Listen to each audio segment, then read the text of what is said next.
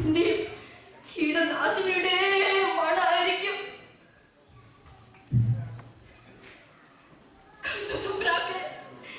ഇത് മണ്ണ.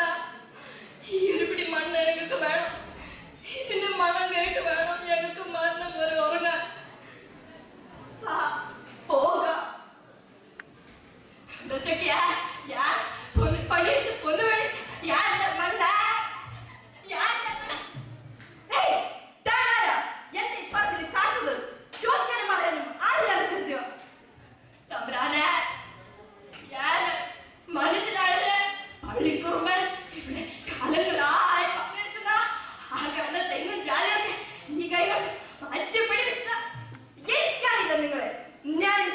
പുതിയ ഉടമസ്ഥനാണ്. ഇവിടെ കാണുന്ന തെങ്ങും ജാതികളും വെട്ടിപ്പിടിച്ച് ഇവിടെ ഫ്ലാറ്റ് പണിയാൻ പോവാ.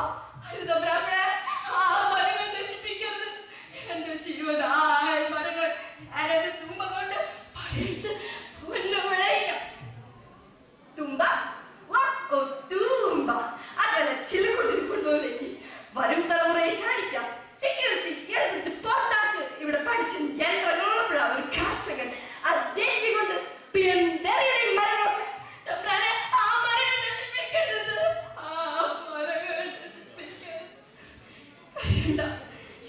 പോട്ടെ. മനുഷ്യന്റെ കറുകൊണ്ട് വയലെല്ലാം വറ്റി വന്ന് നശിക്കട്ടെ. വയലെല്ലാം വറ്റി വന്ന് കിടക്കണം. എത്ര പണിയെടുത്ത മണ്ണ ആ തൊട്ടിലെ വെള്ളം തിരിച്ചിട്ട് ഈ കുമ്മിനെ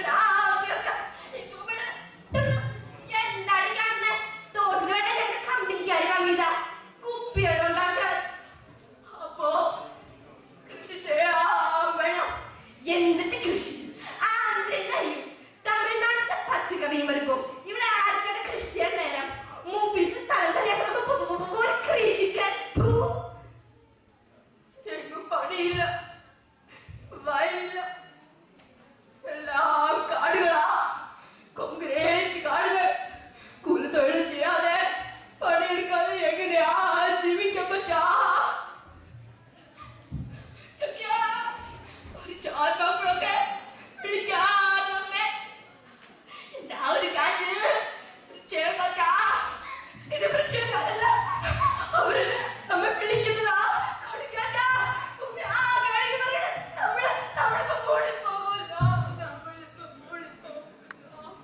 ഉടട്ടെ ഈ മണ്ണോണ്ട് മൂടുമ്പോ എത്ര സുഖം.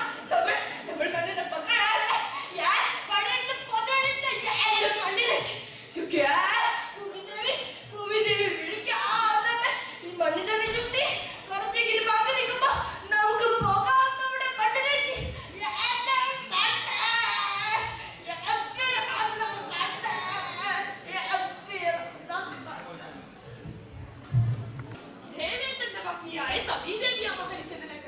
ജീവിച്ചിരിക്കാൻ സാധിച്ചേക്കാം.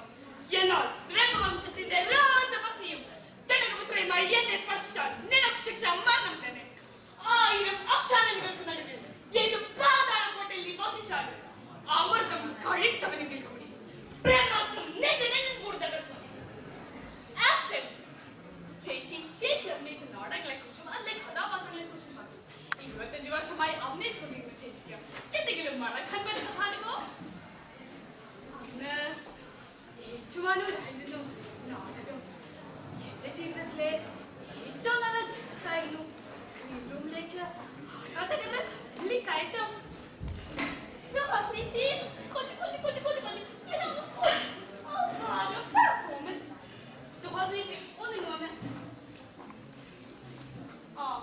അതെ, അച്ഛനെന്താ? ഒന്നില്ലാതെ നാളെ പയ്യനുണ്ടല്ലേ കളി. പോണ വഴിക്ക് നമുക്ക് അച്ഛനെ കാണാം. അച്ഛനെ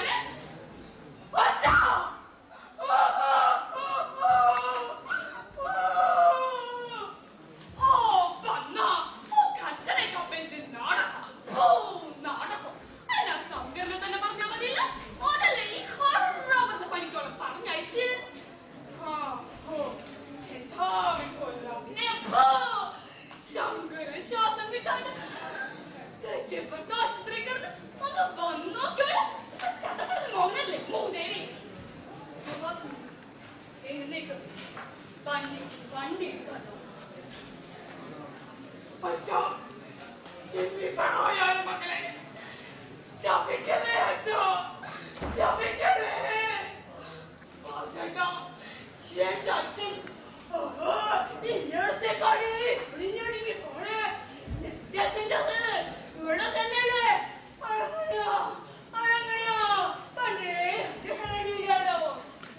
സുഹാസിനി, അരങ്ങിൽ നമ്മൾ മനുഷ്യരല്ല, കഥാപാത്രങ്ങളോ. ചെല്ലാൻ 25 കുടുംബങ്ങളുടെ ശുഭ്രാമോളേക്ക് ചെല്ല്.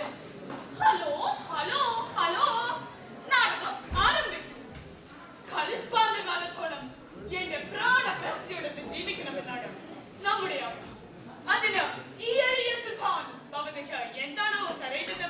സിംഹാസനമോ കിരീടമോ എന്നും എന്നും പ്രാണനാഥ,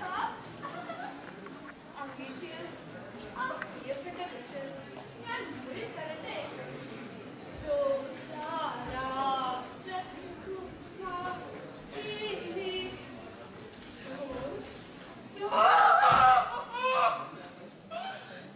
എന്നെ കൊണ്ടാവില്ല. ആളുകൾ ശ്രദ്ധിക്കുന്നു.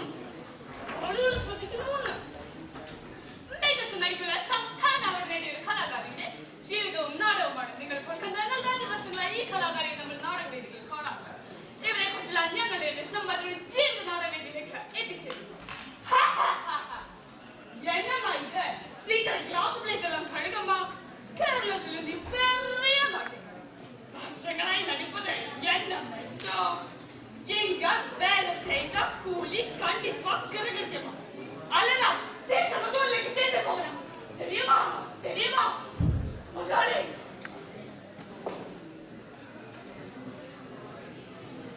25 വർഷം അരങ്ങിൽ വേഷങ്ങൾ മാറി മാറി അണിഞ്ഞ് കാണികളെ രസിപ്പിച്ചപ്പോ സ്വന്തം ജീവിത വേഷം പറഞ്ഞ് ഈ പാവം കുടുംബത്തിന്റെ ആരംഭത്തിന് മാറ്റാൻ ഇനി ഏതു നാട്ടിൽ ഏതു വേഷമെടുത്തണിയണം? ചായക്കടയിൽ ചാരം വാങ്ങി ജീവിതം കഴിച്ചു കൂട്ടിയ ഈ ജീവന വേഷക്കാരിയെ കണ്ട് നിങ്ങൾക്കൊന്ന് ചിരിച്ചൂടെ? നിങ്ങൾക്കൊന്ന് ചിരിച്ചൂടെ?